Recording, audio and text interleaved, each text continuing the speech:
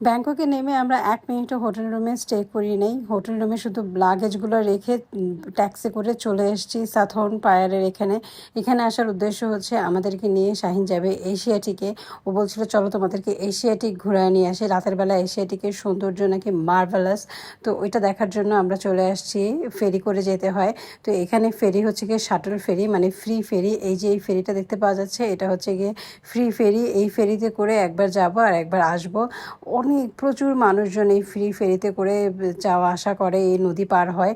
তো এত চমৎকার একটা ব্যবস্থা, আমি তো ভেবেছিলাম যে ফ্রির মনে হয় করুণ একটা অবস্থা হবে, কিন্তু উঠে দেখি যে চমৎকার অবস্থা।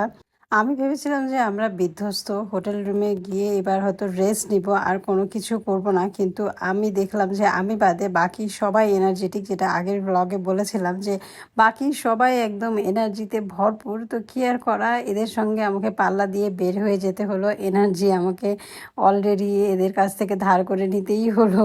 তো আমরা আশেপাশে রাতের ব্যাংককের সৌন্দর্য দেখতে দেখতে ফেরিতে করে যাচ্ছি। ওই যে একটা দেখা যাচ্ছে না গোল চাকতির মতো, ওই জায়গাটায় আমরা যাব, ওইখানটাই এশিয়াটিক। এই যে দেখতে পাওয়া যাচ্ছে এটা হচ্ছে কি একটা রাইড, এই বিশাল বড় রাইডটা দূর থেকেও দেখতে পাওয়া যাচ্ছে, এইখানটাতেই আমরা যাব। আর এই যে কত বড় বড় বিশাল বিশাল রাতের বিল্ডিংগুলা আলো জ্বালিয়ে দাঁড়িয়ে আছে, দেখতে কিন্তু বেশ ভালো লাগছিল। আমার তো অনেক ভালো লাগছিল, আবার অন্যদিকে ভয়ও লাগছিল। ভয় বিশেষ করে লাগছিল আমার ছেলে স্বচ্ছকে নিয়ে। ও বারবার পানিতে উকি ঝুঁকি মারছিল, পানির নিচে কি আছে দেখার চেষ্টা করছিল, রাতের বেলায় পানিতে কি আসলে কিছু দেখা যায় কিনা এইরকম অ্যাডভেঞ্চারাস কাজ সে করার চেষ্টা করছিল। তো ওকে ধরে রাখতে হচ্ছে, ওর বাবাকে বলছিলাম যে একটু ধরে রাখো ধরে রাখো। আমি তো পিছনের সিটে বসেছিলাম, ওর বাবাকে বারবার বলছিলাম যে দেখো একটু স্বচ্ছকে ধরে রাখো, স্বচ্ছকে ধরে রাখো। আমার ছেলেটা এইরকমই খুব সাহসী। তো এই যে এদিক দিয়ে ক্রুজ যাওয়া আসা করছে, এগুলোও দেখছিলাম। এগুলো হচ্ছে কি ডিনার ক্রুজ। আমরা ভাবছিলাম যে যদি এরকম ডিনার ক্রুজ উঠতে পারতাম আরও মজা হতো। তো আমাদের হাতে তো খুব বেশি সময় নাই, এবার আমরা সেরকম ডিনার ক্রুজে ওঠার কোনো প্ল্যান করি নাই, কিন্তু যদি উঠতে পারতাম এটা তাহলে আরও বেশি মজা হতো। কিন্তু বাচ্চা কাচ্চা নিয়ে আসলে এত প্ল্যান করা যায় না। আচ্ছা, আগের ব্লগে একটা ভুল ইনফো দিয়ে দিয়েছিলাম। আমি আমি বলেছিলাম আমরা ফুকেটে 2 দিন ছিলাম, আসলে আমরা ফুকেটে ছিলাম 4 দিন। তো যাই হোক, এই যে আমরা একটা পাইরেট শিপের পাশ দিয়ে ডুলতে ডুলতে চলে আসছি এশিয়াটিকে। এই জায়গাটা হচ্ছে গিয়ে এত চমৎকার একটা জায়গা, ঘুরে বেড়ানোর জন্য অসম্ভব সুন্দর একটা জায়গা। সেই যে ফেরিটা চলে আসছে আমাদেরকে নামিয়ে দিয়ে, আবার এক গাদা লোক নিয়ে ফেরি আবার চলে যাবে তার গন্তব্যস্থলে। ফেরিটা বারবার এরকমই এক গাদা লোক নিয়ে আসছে এশিয়াটিকে, আর একবার ওই সাধারণ পায়ারের ওখানে যাচ্ছে। তো এইরকম বারবার যাওয়া আর আশা করছে।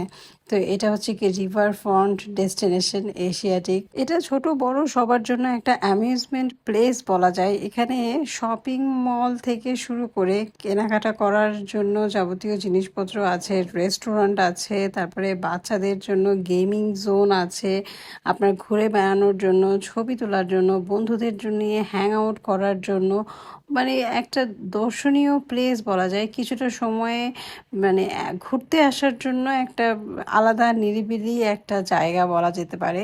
যে আপনি যদি চিন্তা করেন যে ফ্যামিলি নিয়ে একটা দিন ঘুরতে আসবেন, তো হ্যাং আউট করতে আসবেন, বা ফ্রেন্ড সার্কেল নিয়ে দিনের একটা অংশ হ্যাং আউট করবেন, এই জায়গাটায় এসে সেটা করতে পারেন। কারণ অনেক অ্যাক্টিভিটিসও আছে এই যে এরকম, যেমন আমরা ঘুরতে ঘুরতে চলে আসলাম একটা জায়গায় যেখানটায় গেমিং জোনের মতো।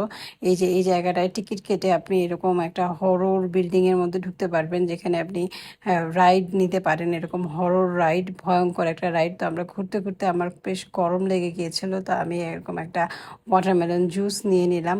তো এইখানে আমার ছেলে এবং স্বচ্ছ এইটাতে ওঠার জন্য খুব আবদার করছিল যে সে এইটাতে উঠবে, কিন্তু এটা এত বিশাল, ভিডিওতে অবশ্য বোঝা যাচ্ছিল না, এই এত বিশাল রাইড দেখে আমি তো ভয় পেলাম। আমার মেয়েও বলছিল যে না, সে এত বিশাল একটা রাইডের মধ্যে উঠবে না। তো আমি আর উঠি নাই, স্বচ্ছকেও মানা করে দিলাম যে এটাতে উঠা যাবে না। তো এরপর আমরা আবার হাঁটতে শুরু করে দিলাম, চারপাশে খাবারের দোকান, তারপরে শপিং করার মতো অনেক বাহারি জিনিসপত্রের দোকান, যা দেখি তাই তো কিনতে ইচ্ছা করে। কিন্তু আমার হাজব্যান্ড তো হচ্ছে গিয়ে ঘুরতে আসছো ঘুরো, এত শপিং করতে হবে কেন, এরকম একটা মনোভাব নিয়ে সব সময় চলে। এছাড়া টুকটাক শপিং তো অনেক করেছি, তো আমরা হাঁটতে হাঁটতে চলে আসলাম এমন একটা জায়গায় যেখানে এসে বাচ্চারা ভীষণ খুশি হয়ে গেল। ওরা হচ্ছে গিয়ে এরকম জিনিসপত্র তো টিভিতে এতদিন দেখেছে, এখন চোখের সামনে এরকম জিনিসপত্র দেখতে পেলো যেটা কিনা ওরা নিজেরা এখন পার্টিসিপেট করার জন্য অস্থির হয়ে গেল। তো ওদেরকে দুটো কয়েন দিয়ে বলা হলো তোমরা দুইজন দুই দিক দিয়ে করো। তো ওরা যখন করছে আমার হাজব্যান্ড তো খুব অবাক হচ্ছিল যে ওরা কেন এটা উঠাতে পারছিল না। পরে আমি ওকে বললাম যে এটা আসলে ওদের কেন, তোমার পক্ষে ওঠানো সম্ভব না, কারণ এটা পুরাটাই একটা ফেক বিষয়। এখানে এটা এই যে হ্যান্ডেলটা যেটা দেয়া আছে, যে আংটাটা দেয়া আছে, এইটা এইটা এতটাই নরম, এটা কোনো পুতুলই এখান থেকে তুলতে পারবে না। এটা একদমই ফেক একটা ব্যাপার। তো যাই হোক, এইখানে এসে এরকম একটা মানে মজার ব্যাপার দেখে আমার ছেলে মেয়ে তো খুবই অবাক হলো যে নায়ার আবার ঘুরে ঘুরে দেখতে গিয়েছে যে আল্লাহ আসলেই তো কীভাবে এই মেয়েটা এরকম করে বসে আছে। তো আমাদের ঘোরাঘুরি খাওয়া দাওয়া সবই শেষ, আমরা এখন বসে আছি হচ্ছে গিয়ে শাটল ফেরিটার অপেক্ষায় কখন আসবে আর আমরা চলে যাব, কারণ আমরা অনেকটা সময় এখানে স্পেন্ড করেছি। তো তারপর আমাদের ব্যাক করার পালা, ফেরিটা চলে আসছে, আমরা এখন ব্যাক করে চলে যাচ্ছি আমাদের হোটেল সিলমের উদ্দেশ্যে, ফোরামা সিলমের উদ্দেশ্যে। তো হোটেলের পাশে আমাদের 7-Eleven আছে, সেখান থেকে এই খাবারগুলো কিনে নিলাম, রাতের অল্প হালকা পাতলা কিছু খাবার কিনে নিলাম। খাবার কিনে আমরা তারপর ব্যাক করলাম হোটেলের উদ্দেশ্যে। আমাদের হোটেল থেকে জাস্ট কয়েক কদম হাঁটার দূরত্বেই হচ্ছে গিয়ে এই 7-Elevenটা। তো আমাদের হোটেলের নাম হচ্ছে গিয়ে ফুরামা সিলম। নামটা সুন্দর না? সিলম হচ্ছে গিয়ে জায়গাটার নাম, হোটেলটার নাম হচ্ছে গিয়ে ফুরামা। তো যাই হোক, আমরা অনেক রাত করে হোটেলে ব্যাক করেছি, এখন হচ্ছে গিয়ে আমাদের মানে রেস্ট নেওয়ার পালা। এই হচ্ছে কি আমাদের হোটেল লবিটা। তো যাই হোক, আজকে এই ছিল আমার ভিডিওতে। আপনারা ভালো থাকবেন, আল্লাহ হাফেজ।